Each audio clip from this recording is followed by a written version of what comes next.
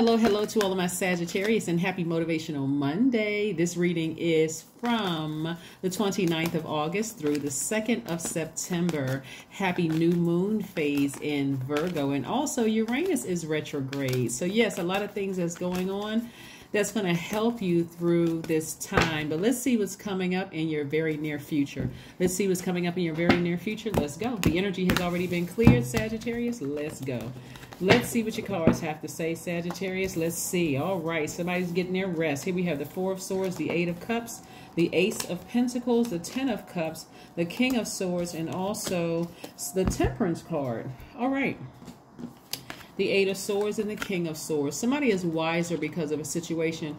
This is why rest is so important on this new moon phase. So from yesterday, from the 28th until... actually from the 27th to the 2nd of September, 27th of August through the 2nd of September, rest. It doesn't mean that you have to take a vacation, but just kind of in your mind, take a vacation from all the stress because you just came out of one cycle, entering into a new one. It's time for rest. Matter of fact, the moon is an indicator too, because you can't even see the moon outside. Or if you see it, it's a little slither of a moon in the sky telling everybody, hey, it's time for rest. This is where you want to rest, reset, recharge, manifest, write down your intentions. What do you want to manifest during this time? So I do see somebody getting some rest, including taking some midday naps if you need to, and getting back on your throne, getting your power back, becoming a lot wiser.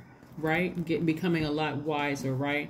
And because you had to, somebody decided, I need to walk away from something emotionally.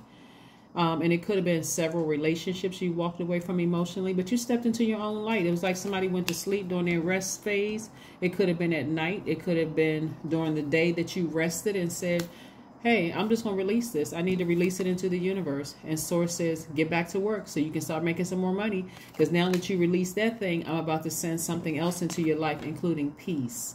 Peace of mind. Somebody may be reconnecting with family, some family members, you know, because I see that family is everything for somebody, right? So you could be reconnecting with some family members, or putting all your time and attention on you, your spouse, and your kids. Or if it's just you and your kids, or just you and your spouse, it's you and your spouse. Or if it's just you by yourself. This could also mean you and your soul tribe, but you are at peace. You and your inner child are at peace, you know, and so your temper has even, you know, your temperament has even mellowed out a little bit about a situation where you may have felt really hot under the collar about something, or really upset, you know, going from highs to lows. You just kind of, that's balanced out now. You've decided to take the high road and move on out. Just emotionally, just move on from something. So kudos to you, Sagittarius. Kudos to you, Sagittarius. Let's see what else we got here. The Star card, the Chariot card, the Eight of Swords, the Seven of Swords, the Knight of Swords, and the Two of Swords. Somebody has decided, I'm walking away with somebody's secrets. I'm not trying to expose anybody. Again, you got to consider, this card keeps coming out in your spread. This Seven of Swords card keeps coming out in your spread, which lets me know that somebody was really teetering with something, like really kind of sort of fluctuating between the good in them and the evil in them. I could expose something, but remember, if God has exposed something to you about you, again, it's always best to ascend higher, especially if you've been asking God for something. So I do see you getting as far away from any insensitive spirits as possible, people who are insensitive to your emotions and your feelings. And again, you're getting away from that energy even within yourself. Like, you know what? It's not going to be tooth for a tooth, eye for an eye. I'm just going to take the high road. I'm going to nurture myself. I'm going to nurture myself in this. I'm going to heal my own dark spaces within myself, my own broken spaces within myself. And this was somebody who was refusing to listen to the truth about something. As long as you were not paying attention to the truth, like, okay, a friendship is over, some kind of relationship is over, a job is over, a romantic relationship is over, you were putting yourself in bondage. This was self-sabotage, to be in denial about something. So if it's over, let it be over. Like I said, you don't have to be sarcastic. You don't have to be angry. You don't have to, I got to plot and plan and expose somebody. You don't need to do any of that. Who wants that kind of karma coming back to them? Because you don't know how the karma will come back. It's not even worth it. So like I said, if something is over, graciously accept it, move on, and make room for something else. And in this case, it's making room for your peace. It's making room for more money coming across your path, all because you took the high road and ascended higher. For some of you all, I see a new relationship coming across your path, and possibly marriage for those of you all, whether it's marriage in business, meaning coming across a new business contact, or marriage romantically, if that's what you want, right? But right now, this is your time of rest and deciding what your next steps are going to be, what you want to manifest during this phase. So during this cycle, excuse me, because since we're in a new cycle, what do you want to manifest during this cycle? So that's what you're doing, setting those intentions. People talk about, well, what should I be doing? What kind of ritual should I be doing for new moon? Setting your intentions. That's it. And putting some action behind it. Here we have the 5 of Cups. Yeah, somebody was lamenting over something. Something ended, and somebody's like kind of sort of regretting the past, kind of sort of wishing things were different, feeling at a loss and feeling disappointed.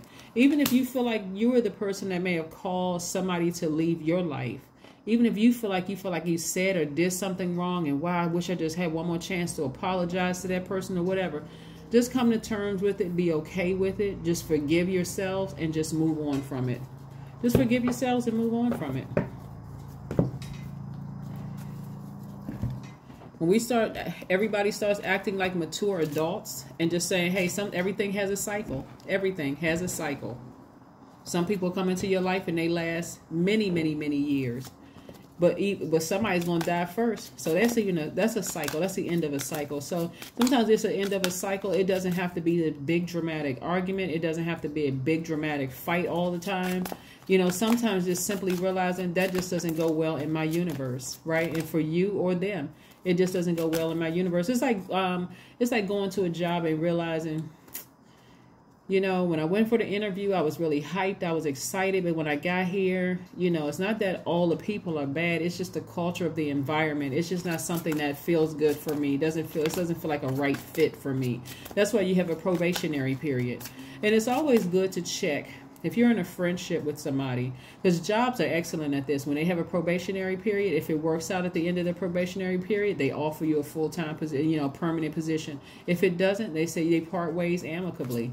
You know, I don't think this is a good fit for us, you know, so maybe you'd be better suited somewhere else, right?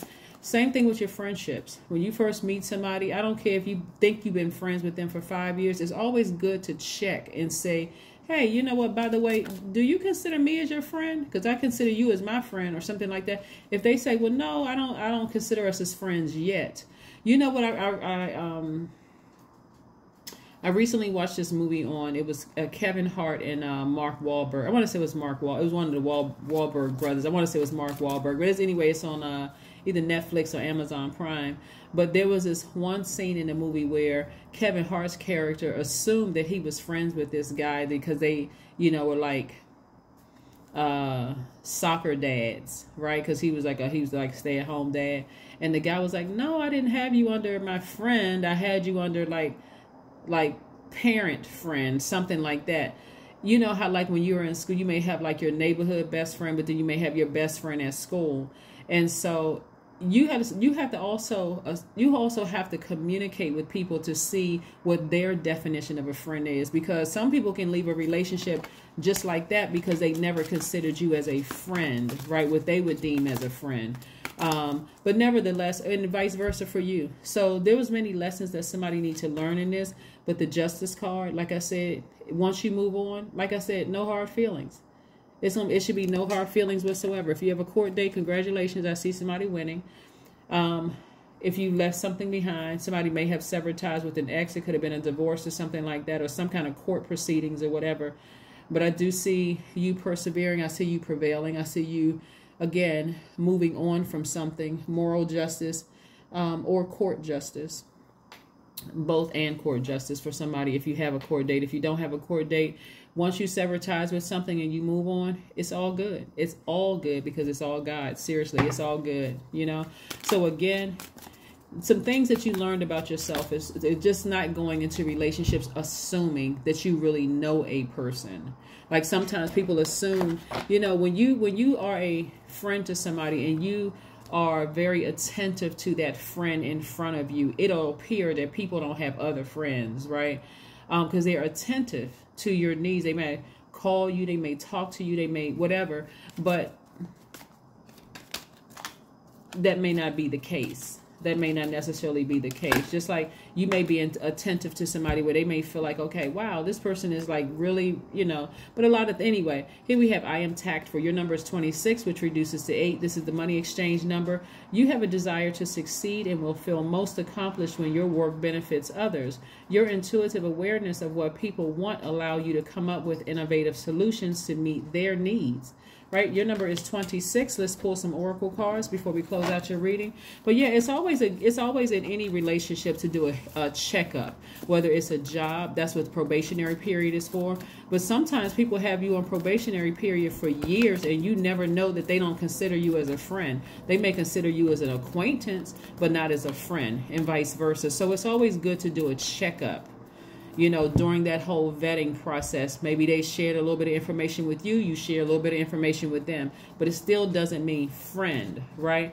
That's why some people, you know, go into dating assuming that it's an exclusive relationship because you're not seeing somebody else. But now you're learning. Ask the person, just ask them, hey, are you seeing anybody else? Are we seeing each other exclusive? Have we, you know, what are we doing here, right? What are your beliefs on whatever? What is your definition of X, Y, and Z? But anyway, you're focusing on yourself right now. Beauty ritual. I see you taking the time to whether get a manicure or pedicure, a massage, something where you're nurturing you as well. Don't forget to start grounding.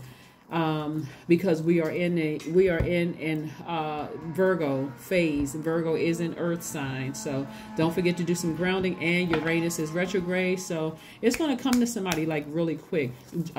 Uranus is the planet of what makes you unique, how you adapt to sudden change, breakthroughs. It's going to be a breakthrough for somebody that, hey, I've given away a lot of my power. I did not have that conversation that what is your definition of a friend? Do you consider me as a friend? Do I consider you as a friend? Right?